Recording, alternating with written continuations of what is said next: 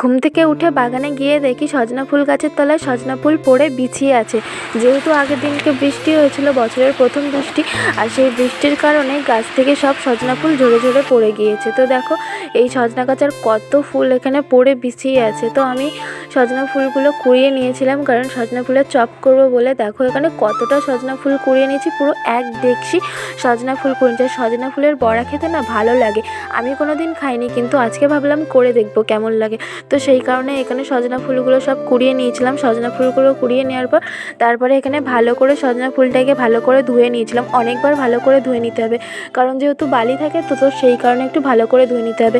ধোয়ার পর তারপরে একটু সিদ্ধ করে নিয়েছিলাম, নুন দিয়ে সিদ্ধ করার পর দেখো এখানে নিয়ে নিয়েছিলাম পেঁয়াজ, রসুন আর লঙ্কা আর জিরে মরিচের গুঁড়ো, এইগুলোই দেবো, আর বেশি কিছু দেবো না। তো তারপরে ওই সজনা ফুলের সাথে অ্যাড করেছিলাম 3 চামচ প্রথম বেসনের গুঁড়ো, আর দিয়েছিলাম কাঁচা লঙ্কা কুচি, পেঁয়াজ কুচি, জিরে মরিচের গুঁড়ো, পরিমাণ মতো লবণ আর হলুদ দিয়ে ভালো করে এখানে ব্যাটারটা তৈরি করে নিয়েছি। দেখো আর ব্যাটারটা যেন এরকম আঁটো করতে হবে, বেশি পাতলা করলে তাহলে চপের আকার হবে না। তো এখানে তারপরে এই কড়াইতে দিয়ে দিয়েছিলাম তেলটা গরম করার জন্য, আর এখানে দেখো হাতের সাহায্যে ভালো করে এখানে চপের আকার দিয়ে দিচ্ছিলাম।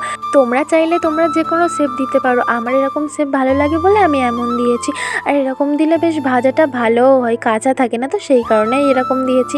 আর তোমরা অবশ্যই কমেন্ট করতে ভুলো না কিন্তু, তোমাদের কার কার সজনা ফুলের চপ খেতে ভালো লাগে সেটা কিন্তু অবশ্যই জানি। আর এবছরে কার কার সজনা ফুলের চপ খাওয়া হয়েছে সেটাও কিন্তু বলো। সজনার ফুল কিন্তু আমাদের শরীরের জন্য খুবই উপকারী, ডাক্তার থেকেও বলে সজনার ফুল খেতে। যেহেতু সজনার ফুল সবসময় হয় না, তো সেই কারণে তো খেতে পারে না। শহরের মানুষ কী করেই বা খাবে, কারণ শহরে তো সজনা গাছ নেই। তো আমাদের গ্রামে আছে, কিন্তু গ্রামের মানুষ খেতে চায় না, কারণ অনেকটাই কষ্ট। তো যাই হোক, এখানে দেখো আমার তোমাদের সাথে কথা বলতে বলতে বানানো কমপ্লিট হয়ে গিয়েছে, আর এখানে সাজিয়েও নিয়ে নিয়েছি। আর নিয়ে নিয়েছিলাম একটু কিশার শসা আর কাসুন্দি দিয়ে, খেয়ে দেখলাম যে খুবই টেস্টি হয়েছে। প্রথমবার করেছি কিন্তু তাও খুবই ভালো লেগেছে। তো আজকের ভিডিওটাই পর্যন্ত, টাটা।